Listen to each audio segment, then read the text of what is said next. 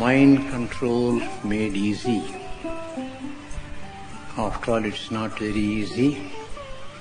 It can be made a little more easy if such and such rules or discipline is followed. That is what our great spiritual leaders and teachers tell us. And the book that is most useful in this regard is the Yoga Sutras of Patanjali. Last time we had started going through the 8 steps of yoga, Ashtanga Yoga. Out of that, the first one called Yama had been completed. Now we will take up the second discipline called Niyama. Janma hetun kamya dharma nivartya moksha hetu nishkami dharme niyamayanti prerayanti iti niyamaha. So these are the 5 disciplines which will inspire us to take up that spiritual path which will ultimately help us to overcome the various obstacles and ultimately reach the final goal of life. Which are those 5 steps or 5 parts of this step called Niyama? Shaucha, Santosha, Tapas, Swadhyaya, Ishvara Pranidhanani, Niyamaha. So the first is called Shaucha, cleanliness or purity. Santosha, contentment. Tapas, austerity. Swadhyaya, study of the Vedas or repetition of the mantras. And finally, Ishvara Pranidhana, devotion to God. So each one of these items is now taken up for more detailed treatment. So what is Shaucha? Literally it means cleanliness. Mrujjalabhyam bahyamala nivrittihi maitriyadi bhavanaya antar asuyadi mala nivrittihi. Sadashiva Brahmendra, one of the greatest yogis who lived in the 19th century, belonging to Tamil Nadu in a place called Karur. His samadhi is still there. He has given this definition. There are 2 aspects for this Shaucha, cleanliness or purity. One is external, the other is internal. External purity is taking bath and keeping the body clean and pure, wearing clean and pure clothes, and also selecting a clean place for practicing spiritual discipline. As far as the internal purity is concerned, he says, conquering the 6 passions, kama, krodha, lobha, moha, mada, matsarya, and cultivating an attitude of friendship towards everybody, this is conducive to internal purity. One thing we have to note here, external cleanliness is conducive to internal cleanliness. At least in the beginning of our spiritual life, we have to observe it very, very strictly.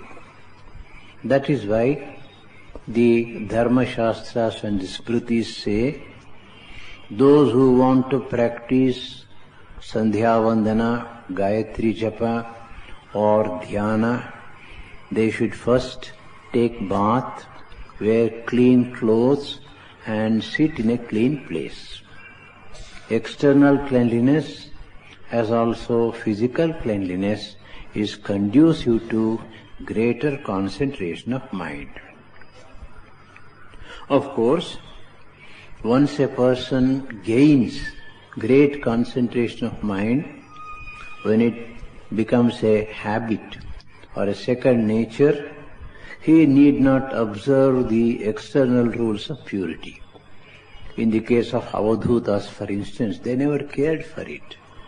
The body may be dirty, the external circumstances may be very unclean, but they were able to raise their mind to God in no time, as we find in the case of Sri Ramakrishna, Totapuri and others.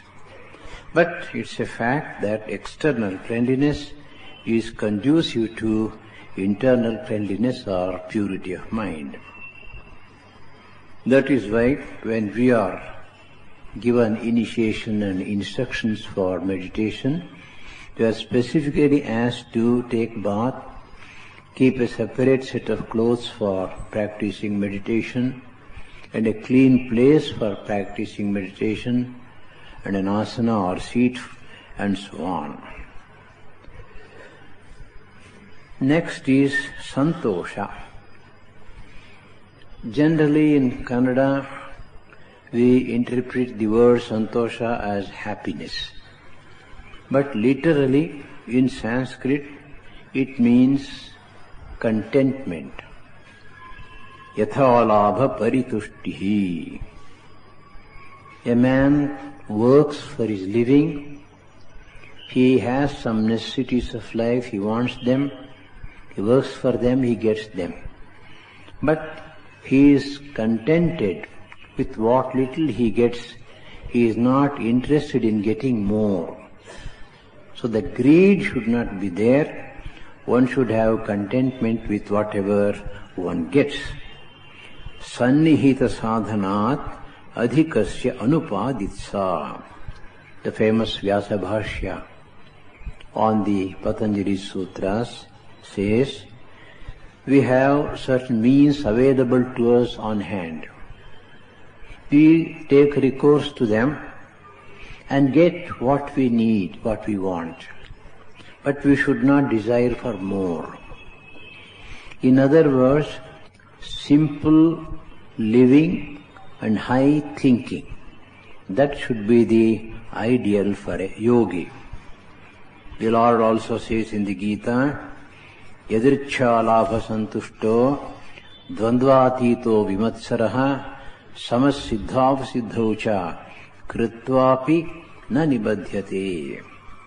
Even though he is performing action, karma, he is not bound by them, bound by his actions. Karma bandhana will not be there if he practices contentment and just is satisfied with whatever he gets. Actually, what makes us unhappy very often in life is not lack of things outside, but it is the lack of acceptance of the situation.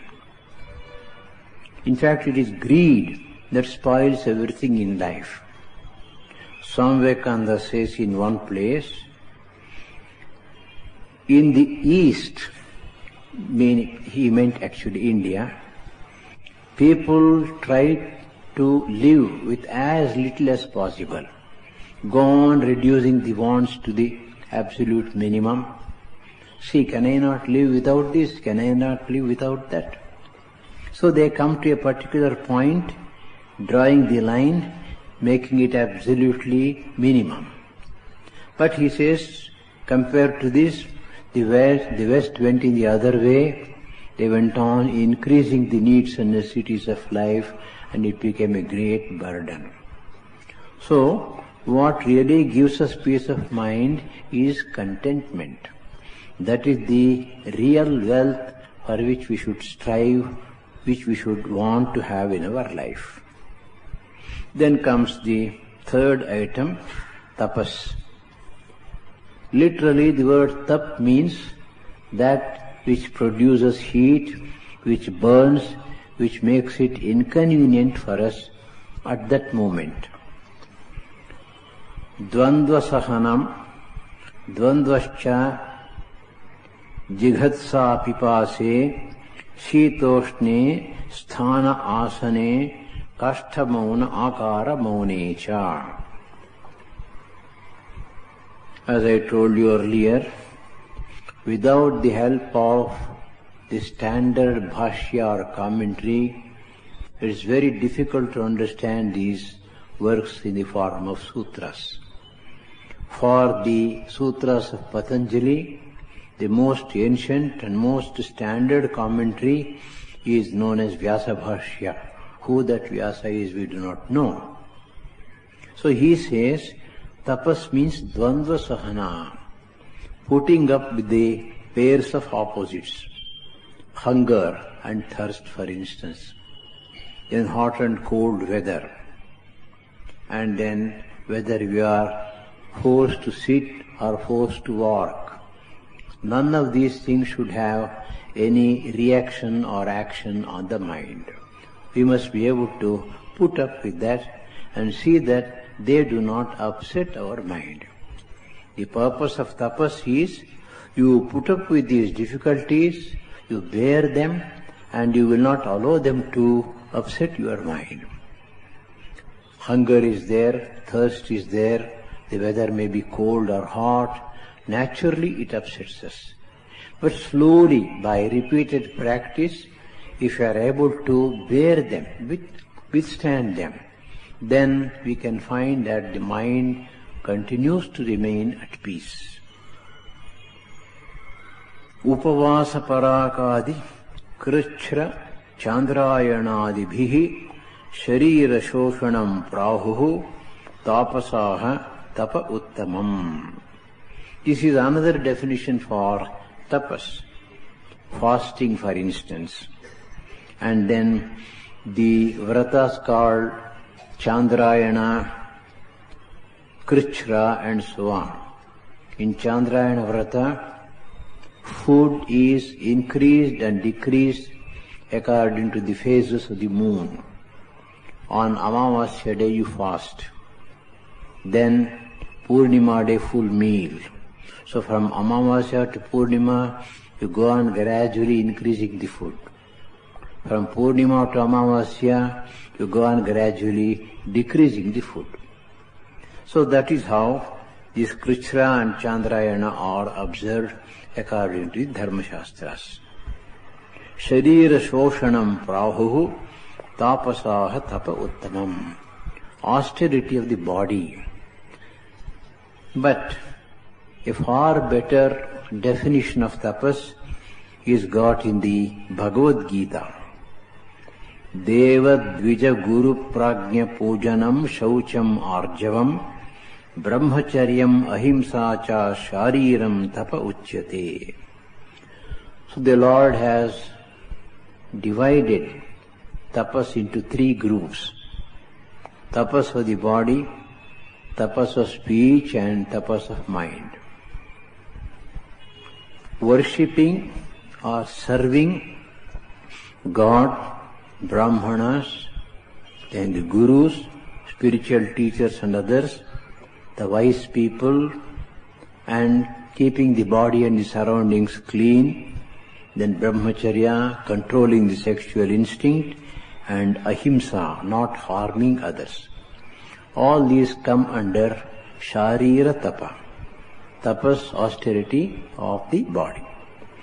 Then what about the austerity of speech? Anudvegakaram vakyam satyam priyahitam chayat swadhyaya abhyasanam chaiva vangmayam tapa uchyate. Speaking in such a way that it will not harm others. It will not produce tension and unhappiness in the minds of other people. And that speech, sweet speech, should be truthful.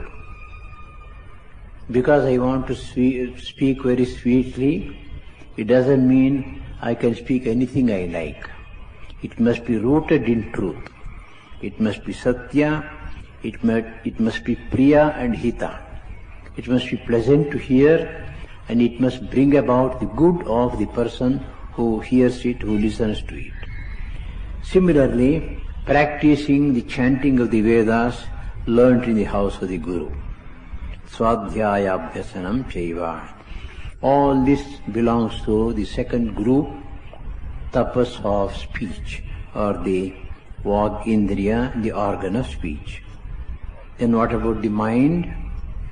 Manah Prasadaha, Saumyatvam, Maunam Atma Vinigrahaha, Bhava Samshuddhihi, iti etat tapo manasam uchyate. Manah Prasadaha, keeping the mind at peace. Saumyatva, you have a pleasant appearance outside, the mind also should feel that pleasantness inside. And then mauna. Mauna doesn't mean observing silence completely. As Ramanuja puts it, mauna is vak pravritti niyamanam. The tendency to speak should be controlled. When it is necessary to speak, we speak. When it is not necessary to speak, we should control. So just speaking as much as is necessary according to the circumstances. This we find as a great quality in Hanuman described by Sri Ramchandra himself. So that is real mauna, observing control of speech. When that comes, it reflects upon the mind also. Atma vinigraha, controlling the passions and prejudices of the mind. And bhava samshuddhihi, purity of emotions. Suppose the mind is full of raga, dvesha, kama, krodha and so on, that mind gets agitated. If that mind is controlled, bhava samshuddhi is there, purity of emotions is there, that is the tapas of the mind. It's not very easy, it's difficult no doubt, but it is not impossible also. Unless and until we try, we will not be able to succeed. Even 1,000 miles journey starts with the first step, they say. So once we are convinced about the need for tapas of the body, of speech and of the mind, we should start doing it. Dale Carnegie has written a book, The Art of Public Speaking. So the very first sentence is, if you want to become a good speaker, start speaking, he says. So that is how we learn. Similarly, try to control speech, control the body, control the mind. So that is about tapas. Then comes swadhyaya. It's a technical word. Swadhyaya and pravachana are compulsory duties for every brahmana who has undergone the training at the Gurukula. That is what the Upanishad says, Taittiriya Upanishad. Swadhyaya pravachanabhyam na pramaditavyam. Swadhyaya is studying the Vedas, understanding them. Then what you have studied, what you have understood, that knowledge has to be given to others, distributed to others. Knowledge is the only thing which will not get exhausted when it is given to others. On the other hand, it goes on increasing. So, Swadhyaya is studying of the Vedas and also teaching it to others. Swadhyayo adhyetavyaha. But as far as yoga is concerned, people like Sadashiva Brahmendra, who are great yogis, they have given different definitions for this word. Swadhyayo Gayatri Prabhritinam Mantranam Adhyayanam. There are great Vedic mantras like Gayatri. And repeating the Gayatri and meditating upon the deity indicated by Gayatri, that is Swadhyaya. So where the Vagindriya and the mind both are employed. And Vyasa in his famous Vyasa Bhashya puts it in different way. Moksha Shastranam Adhyayanam Pranava Japova. So studying those spiritual sciences which help us to attain moksha, that is also Swadhyaya. In fact, it is used more commonly in this sense. Pranava Japova, or the repetition of the word, the mantra Omkara. Actually, our gurus used to say, and even now that the tradition in our organization, every day we have to spend some time in the study of the Shastras. Upanishads, Bhagavad Gita, for instance. Apart from that, the Gospel of Sri Ramakrishna. Even great Swamijis like our Madhavanji and others, every day in the night, before going to bed, they would read the Gospel 1 or 2 pages, reflect upon that, then repeat the name of the Lord, maybe 5 malas, 10 malas, then go to bed. So, if we go through the Gospel and also repeat the name of the Lord we have received, which we have received from in Mantra Diksha, that will keep the mind in a clean and pure condition, and we will spend the night also in a restful manner. So Swadhyaya is studying of the Vedas, Swadhyaya is repetition of mantras like Gayatri or the mantra given by the Guru, or studying the scriptures which help us to attain moksha or liberation. Then comes Ishvara Pranidhana. Abhihitanam anabhihitanam cha sarvasam kriyanam parameshvare phala anapekshitaya samarpanam. Literally, Ishvara Pranidhana means devotion to the Lord. But how to show the devotion? Suppose there is a person, he is a man of action.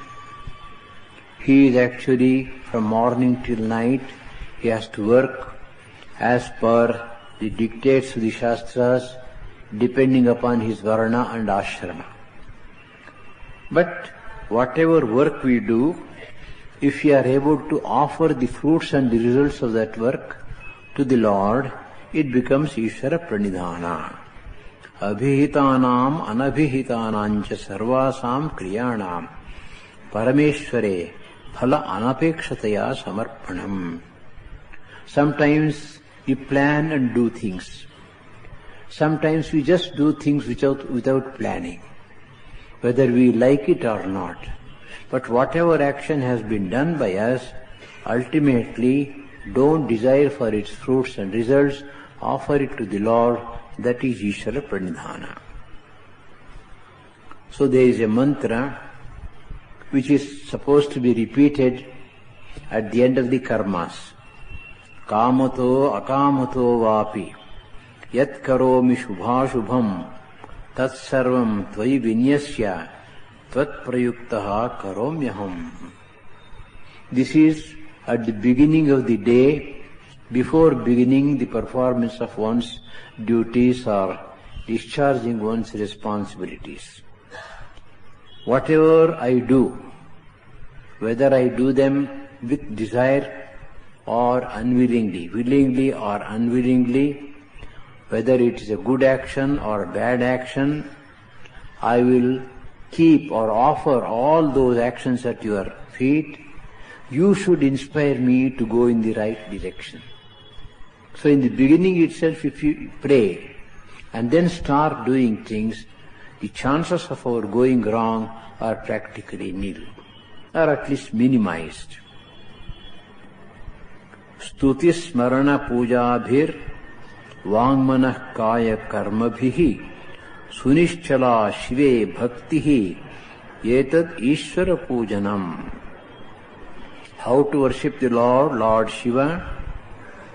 By praising Him, by remembering Him, by performing puja, through the speech, through the body, through the mind, and doing them in such a way that our devotion to the Lord increases.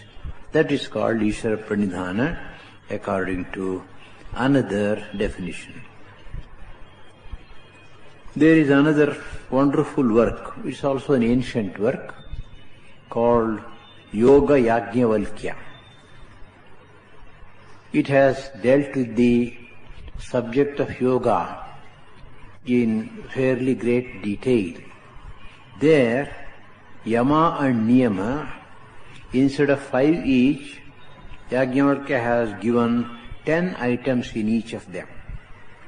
For instance, under niyamas, tapas, santosha, astikyam, danam, ishvara, pujanam, siddhanta, shravanam, chaiva, khrihi, matischa, japo, vratam, ete tu niyamaha proktaha. So here he has added astikya, faith in the Lord, dana, giving gifts to deserving people, and hri, modesty, mati or wisdom, and vrata, performing certain ritualistic actions. So these are also added under yama. Well, ultimately the idea is somehow or the other bring the mind under control so that it will help you to concentrate upon the Atman or God. Sometimes a question may be raised by the sadhakas. All these things are very difficult. Even the 8-step yoga, the yoga of 8 limbs, Ashtanga yoga, is very difficult to practice for ordinary sadhakas. Is there no shortcut? All of us are interested in shortcuts. And Patanjali has given a shortcut. He has called it as Kriya Yoga. Tapas, Swadhyaya and Ishvara Pranidhana. These 3 are more than enough. Tapas, austerity of body, speech and mind. Swadhyaya, studying the scriptures and then repetition of the divine mantra and devotion to the Lord.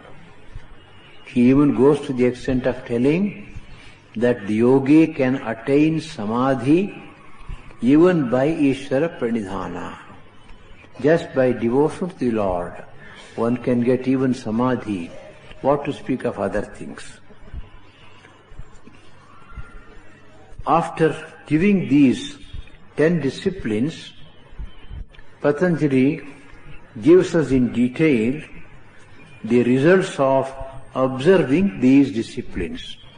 Of course, the standard time or period or duration is 12 years for each of these disciplines. Ahimsa, Satya, Asteya, practicing ahimsa in thought, word and deed for 12 years, speaking the truth for 12 years and so on. If that is done, what are the extraordinary results, psychic powers that the yogi gets? Ahimsa pratisthayam tat sannidhau vairatyagaha. Suppose a person observes ahimsa in thought, word and deed continuously for 12 years, then he will produce such a wonderful atmosphere of peace and harmony around him that even animals which are inimical to each other by nature become docile, they live in peace. Tat sannidhau vairatyagaha. In fact, we find this in the lives of many great saints. And people who have seen Ramana Maharshi say that in his ashrama this used to happen. Once Ramana Maharshi was coming down the hill, suddenly he saw a cobra, he just stood still. And there was practically no other path, and the cobra passed over his feet and then went away without harming him. While the another person who was with him stood at a distance because he was afraid. Then he asked Ramana Maharshi, were you not afraid? How was it? How did you feel? He told him, it was very cool and nice. When the snake passed over the feet, it was very cool and nice. So, ahimsa pratishtha leads to vairatyaga. In other words, suppose we are full of the thoughts of love, universal love and peace, then people around us who come to us, they also get a little of that. I remember an incident in Mysore.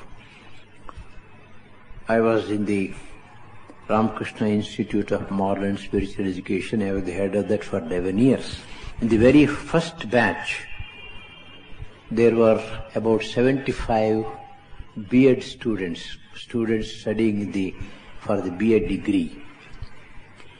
And one of them, who became the Students' Union president, was supposed to be a very, very troublesome fellow. So from the beginning of the academic year, more than half of our energy was spent in controlling that fellow. Anyhow, we managed it. On the last day, examination is over. All these boys are packing up to go home finally. And this boy came and told me, I want to have a personal interview with you. I told him, all right, come. Then he started unfolding his thoughts and feelings. He said, when I got down at Mysore, I wanted to go to Tumkur because I wanted to join the B.Ed degree college there, which was already there much earlier than ours. Somebody told me that Ramakrishna Mission has started a B.Ed degree college, very fine college, why don't you go and join there? I came and saw, I was very much impressed and I joined. And my record is, in the schools and colleges wherever I have studied, I have been a very troublesome fellow. Especially in the college, I would somehow manage to become the Students' Union secretary and create a hell for the management and the staff. Then he said, I do not know what has happened to me. Every day, sitting in the prayer hall for half an hour, once in the morning, once in the evening, it had a very sobering effect upon my mind. There is something special in your prayer hall, he said. And all these tendencies would just subside completely. And towards the last days, it had a tremendous effect upon his mind. With folded hands, he told me, I want to get peace of mind. Please teach me how to meditate upon God. I felt very, very happy because there was a genuine conversion from that end to this end. That is because of the atmosphere there. 70 people, 100 people sitting together quietly in prayer, in meditation twice a day, and the whole atmosphere of the campus is tuned to this. Automatically it will have its effect on the mind. So, that is what is happening here. Ahimsayam pratisthayam tat sanidhau vairatyagaha. Satya pratisthayam kriyaphala ashrayatvam. Now, if a person is well established in truth, that is, he speaks the truth, thinks the truth, and acts according to truth for 12 years, what happens? Then he becomes kriya phala ashraya. Well, kriya means an action. It results in a particular phala. Suppose I want to get something, I have been asked to do a particular discipline or a particular way to fulfill that desire. So I do this karma and get that phala. That is in the normal course. But in the case of a man who has observed truth for 12 years, if he speaks something, automatically the result will be there without undergoing the intervening karma. Vang matrena data. That is how the commentator says. Suppose somebody comes and tells this great yogi, I want such and such a thing, I am unable to get it, all right, go, you will get it. So just by one word, uttered by the yogi, any person will get what he wants without doing the particular karma or making any effort needed for that. So that is the power of speech. Speech or truth, truthful speech. In fact, all the great rishis who were giving boons to the people who came to him, they had practiced this, that is why they were able to succeed. In fact, when Narendra wanted the troubles in his family to end, ultimately Sri Ramakrishna said, all right. So one word from Sri Ramakrishna practically solved the problem of his family. Then comes asteya, not stealing, not taking anything that does not lawfully belong to one. Asteya pratisthayam sarvaratna upasthanam. A person is practicing this very strictly. I don't want to touch anything that does not rightfully belong to me. Not stealing. That's the crudest definition, not stealing. But in a higher sense, it means not taking anything, not accepting anything which does not belong to him according to dharma. If he practices that for 12 years, sarva ratna upasthanam, all the wealth without asking will come and fall at his feet. So that is the power of attraction of wealth, because he is not interested in wealth. We see that in the lives of many great people, whatever they have wanted in their life, really needed by them, at the right time, it has been somehow given to them by the Lord. I think once Vijayadasa was travelling and the whole group was in a forest area, and that was supposed to be Yugadi, but they were in the forest, nothing to eat. And suddenly it happened that some wealthy party of traders came there. They had so many things with them, and all the devotees who had gathered there were fed nicely by these traders. So this is how things happen. Sarvaratna upasthanam. Then brahmacharya pratisthayam viryalabhaha, spiritual strength will come by observing brahmacharya. And the real power is understanding the truths given by the scriptures, and if that person gives the teaching to somebody, it will become effective in his life. Tadyuktena yogina kritaha shishyeshu upadeshaha sadhyaha phalati iti bhavaha. But there are great gurus like this. If disciples approach them and they teach them, and the moment they teach, immediately the disciples are able to understand the truth. They can realize the power of that teaching. That is possible only when the Guru is extraordinarily great, and that power comes from brahmacharya. Aparigraha sthairye janma katham ta sambodha. This is a very interesting statement. Aparigraha, not accepting gifts given by others, not more than what one really need. Yes, you are permitted to accept gifts given by others, provided it is within the orbit of dharma, not more than that. Suppose a person follows that. Sri Ramakrishna's father followed it very, very strictly. Even today there are some orthodox brahmanas who lead a very, very austere and simple life. Though their number is decreasing, there are people even now of that type. I remember an incident in the life of Saram Vishweshwaraya. He had gone to the United States. He was urgently in need of a shirt, I think. When the cloth was purchased, It was given to the tailor, and the tailor had also told him how much he would charge and when he would give. So he gave it on right time, which is a very rare quality among our tailors here.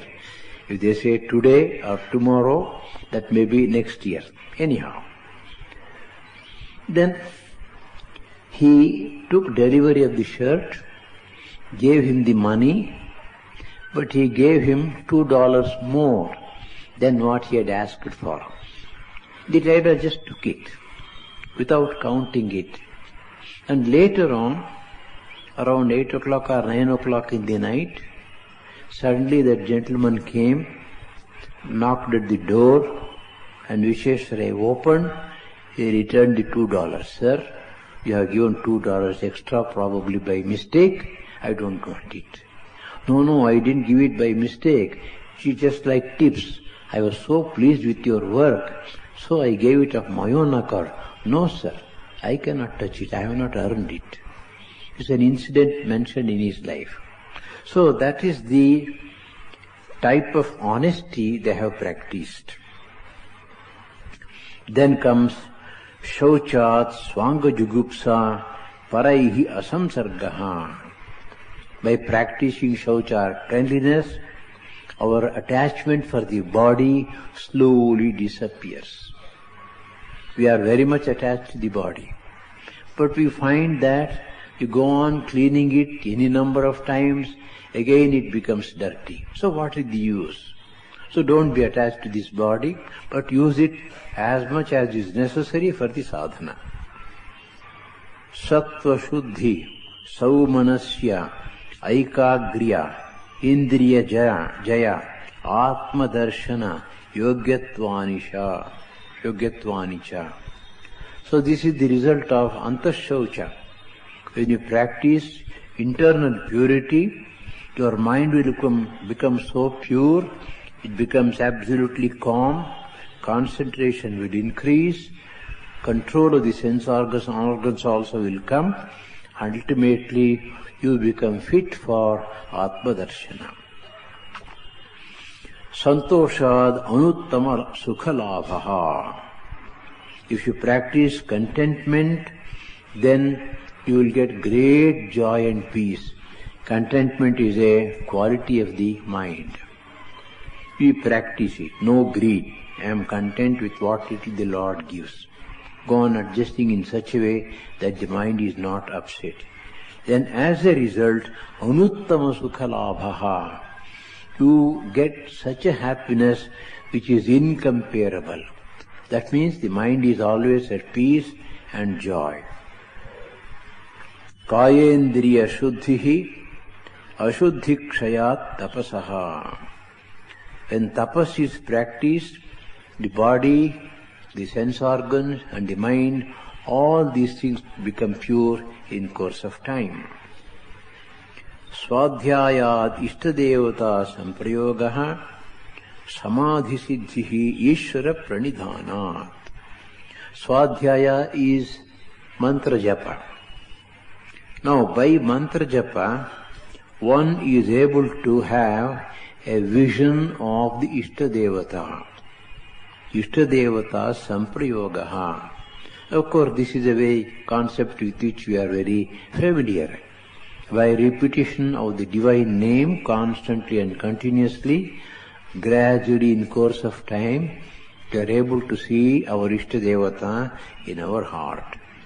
And if that develops into Samadhi, absolute concentration, perfect concentration, then Ishvara Pranidhanat, that results in Mukti, Atma Jnana, and that can come by devotion to the Lord. So, in order to get Samadhi, you need not follow the tortuous process of the 8 steps. Just by Ishvara Pranidhana, devotion to the Lord, you can get Samadhi also. In fact, some of the disciples once asked Brahmanandaji about the rousing of the Kundalini. The Yoga Shastra says that there is Kundalini power locked at the root of the spinal column, and they say that such and such yogic practices have to be done to rouse it and so on and so forth. Is it really possible for people like us? Then Brahmanji says, even the Kundalini can be roused and Samadhi can be got by Nama Japa. By repetition of the divine name, with faith, with love, with concentration, gradually in course of time, the mind becomes so pure, automatically the Kundalini power is roused, and we will have a vision of the Supreme Lord in our minds and hearts. Now there are obstacles to Yama and Niyama. How to overcome them? Vitarka badhane pratipaksha bhavanam. Now we want to practice ahimsa, but the thoughts of himsa arise in the mind. What shall I do? He says, put the opposite thought. Whenever a bad thought arises in the mind, try to put a good thought which is the opposite of that. Of course, this is one method. An easier method is just to remember the mantra given by the Guru, repeat the divine name, pray to the Lord. Automatically these problems will slowly disappear. Then comes asana. Now asana is not the seat, it is the posture that is meant here. But at the same time, the commentators and others, they also point out the seat upon which we sit for meditation, that is also important, and usually Kushasana is recommended. So we have Kushasana, over that spread a skin, the skin of antelope and swan, over that a piece of cloth. That is supposed to be the best asana for meditation. But we can also use any other asana which is comfortable to sit. Once we sit, we should be able to forget it. If you go on examining the fitness of the asana itself, then all the time is wasted over that. So asana is that posture in which one can sit for a long time comfortably. Sthira sukham asanam. So once you are able to sit comfortably in that posture, gradually you can increase the duration. In the beginning it may be 15 minutes, then half an hour, 45 minutes, 1 hour. We have seen Tyagishananji giving discourses on Sundays. So he was not using table or chair. On a short platform, he would sit in the Padmasana posture like this, keep the eyes closed. If he starts at 9 o'clock, 11, 11:30, 12 o'clock, till then the discourse will go on. There used to be hardly 20 to 30 people, but all of them would be taking notes because such valuable things used to come out of him. And he was an encyclopedia of spiritual knowledge and wisdom. And in such a steady posture, in meditation posture, sitting for full 3 hours. And every day he used to sit for prayer in the evening. 6:45 when the arati starts, he would come and sit. Now where we have that almirah in which our harmonium and other things are kept, that was the place where he used to sit in the old veranda. So 6:45 he would sit, open his eyes only at 8:30 at the time of night food. He would take only a glass of water a glass of milk in the night. So that was the asana siddhi we could see in him. Sitting for 3 hours, for 2 hours, it was nothing for him. How to attain the steadiness of asana? Prayatna shaithilya ananta samapattibhyam. The body should not be tight. The muscle should not be tight, should not be under tension. You should sit in a relaxed state. That is prayatna shaithilya. Ananta Samapatti is interpreted in two different ways by the commentators. One is, think of the vast infinite sky. Once the mind thinks of the vast infinite sky or space, automatically all the tensions are relieved, or tensions go, and you are able to steady the mind. Or a Puranic example is also given. You imagine that you are the 1,000-hooded serpent Anantanaga. On your head the earth is balanced. If you shake your head, the earth will fall down. Of course, this is a very simple method, and probably those who believe in the Puranic stories can practice that. But the first one is better, thinking of the infinite sky. Tato dvandva anabhighataha. So if asana is practiced and perfected, you will not be affected by the pairs of opposites in life. You will be able to withstand them, hunger and thirst and so on. Now what about the various yogasanas which are being taught nowadays by many yogic teachers of yoga, and which have become very popular also? Kevalam Raja Yogaya Hatha Vidya Upadishyate. Gheranda Samhita and Hatha Yoga Pradipika, these are the two standard works on Hatha Yoga, containing so many details.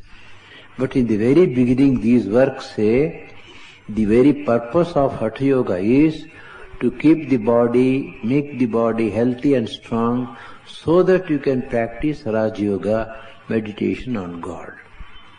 So, the various yogasanas that are being taught, they are not actually part of Patanjali's yoga. They help us to keep the body in good condition. They are part of Hatha Yoga.